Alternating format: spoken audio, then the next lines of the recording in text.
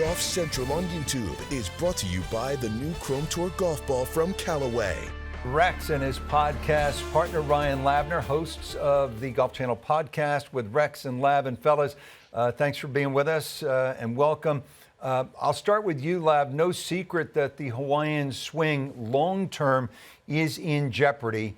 Why? Rich, I think there's a dozen reasons or so, but I can boil it down to two words: football and location.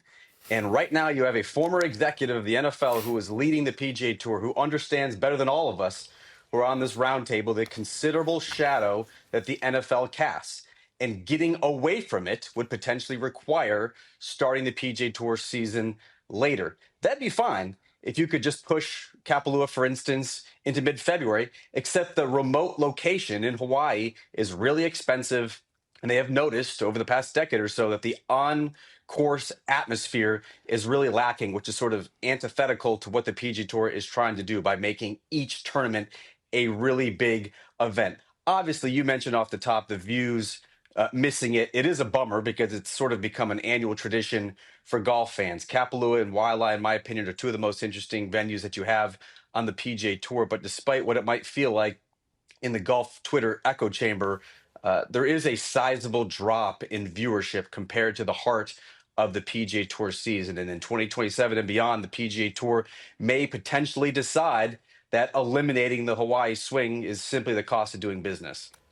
Rex, broadly, what are the architects of a new schedule hoping to achieve, and what might it look like, best as you know, in 2027? Rich, Lav and I are writers, so we always try to be as concise as possible. So I'll just use one word. It's scarcity. That's one of the three tenets, essentially, that Brian Rolapp told the Future Competitions Committee to focus on. And that's what this experiment is all about. I talked with a lot of players and a lot of officials a few weeks ago at the Hero World Challenge down in the Bahamas about what that schedule might look like. And to Lav's point, you don't want to give the people in that committee room, most importantly, Tiger Woods, who is the chairman of that Future Competitions Committee, a reason not to go back to Maui, for example. Lav is right. It's very expensive to move all of that infrastructure over just for 2 weeks and then to bring it back to the mainland United States. You're looking at a schedule that's going to be somewhere in the 25 event realm and something that's going to be much smaller than what we see right now. The idea behind it being that if you have scarcity, the product's going to be worth more. People are going to look forward to it more. That's the concept here. Whether if they get there before 2027, I'm a little skeptical because it's a lot of moving pieces, but that's the idea. Yeah, you look at the three tenets. If it's parity, it's simplicity, and most important, it's scarcity. The tour is basically doing what it always has in terms of parity, trying to protect and maintain the pathways that it has to make sure the breakout stars that you had in 2025 actually have a place to break out on the PGA Tour. Michael Brennan, a great example of that. Simplifying the product, I think, is probably easier said than done. Look no further than the Tour Championship, which has undergone a series of changes since the FedEx Cup was first instituted in 2007. You could argue it still doesn't have it quite right in 2025 with a 30-man field playing 72 holes of stroke play. But Rex, to your point, and the idea that less is more, you're essentially banking on that concept and not having the ebbs and flows of a traditional tour schedule where, yes, you have stars playing, every 2 or 3 weeks. This is essentially having bangers each and every week. There are no events where you just have 3 top 25 players and trying to fill airspace that way. It's a big field. It's a big feel. And the PGA Tour is hopefully banking that equates to big business. Counter Lav and jump in, Rex. Explain to me, if a tournament has a sponsor and someone like Golf Channel is willing to put it on television, why that is detrimental to the overall product? I think potentially there is the idea that you are diluting the overall product of the PGA Tour if each and every week during, again, the core PGA Tour season is not as strong as it could be. And so the PGA Tour potentially is not just remaking the PGA Tour schedule. They're essentially reshaping the entire golf calendar. And if you were going to potentially have a PGA Tour product that is really strong, let's call it the Super Bowl until Labor Day, that opens other windows of opportunity, I think most particularly with the DP World Tour and potentially partnering there, elevating some of the national opens around the world in the shoulder season. And so sort of making the PGA Tour product, the core PGA Tour product, as strong as it can be for that 6 or 7 month window, I think is part of a larger golf reshaping that could potentially be underway over the next half decade. I would add, Rex, I want to get your take on this. Let's take, for example, Myrtle Beach, these smaller markets where the PGA Tour is a big deal. Major League Baseball, I mentioned Ohtani earlier.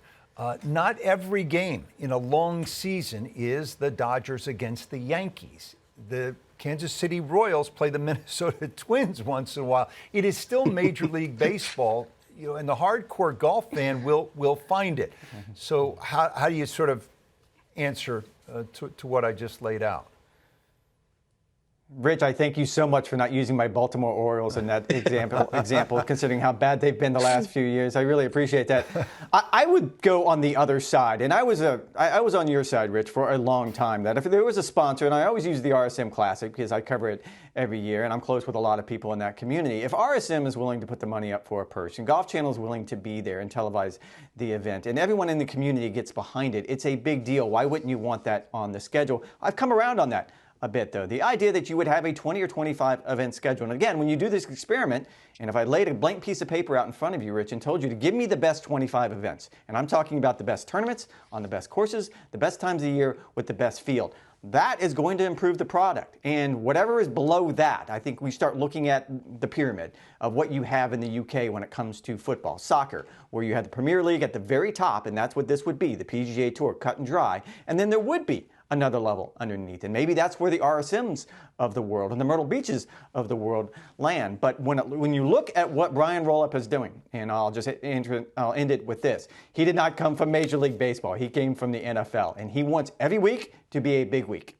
This in the NFL, and I will also add, my sources, and I'm sure you've talked to these same people, have said they will go to bigger markets. So look for tournaments in Boston, in Chicago, in Philadelphia, and keep going, and maybe better courses, more premium venues with some tradition.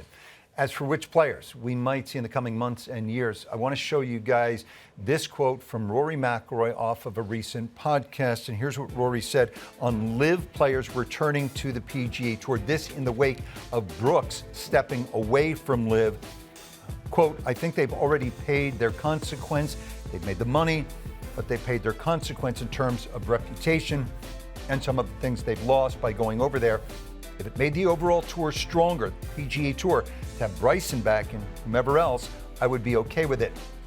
And just for balance here, Brandel weighing in on social media, disagreeing with Rory. A lot has been made about Brooks' possible return.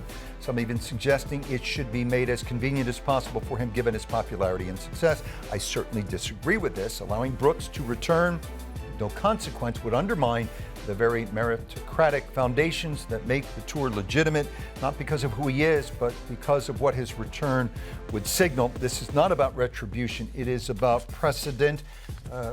Lav, where do you stand on Brooks and maybe Bryson? Who knows? Coming back to the PGA Tour. Yeah, Rich, I'm completely fascinated by this because every PGA Tour player is going to have a different opinion based on their status and their position on the PGA Tour. And Rory's is understandable. He's secure. His legacy is secure. He simply wants to play against the best competition, iron sharpens iron, that sort of thing. I guarantee if you ask numbers 51 through 101 on the PGA Tour's FedEx Cup standings, they're likely to feel very, very differently because Brooks Koepka, if he were to be reintegrated to the PGA Tour, could potentially serve as a competitive threat to their livelihoods.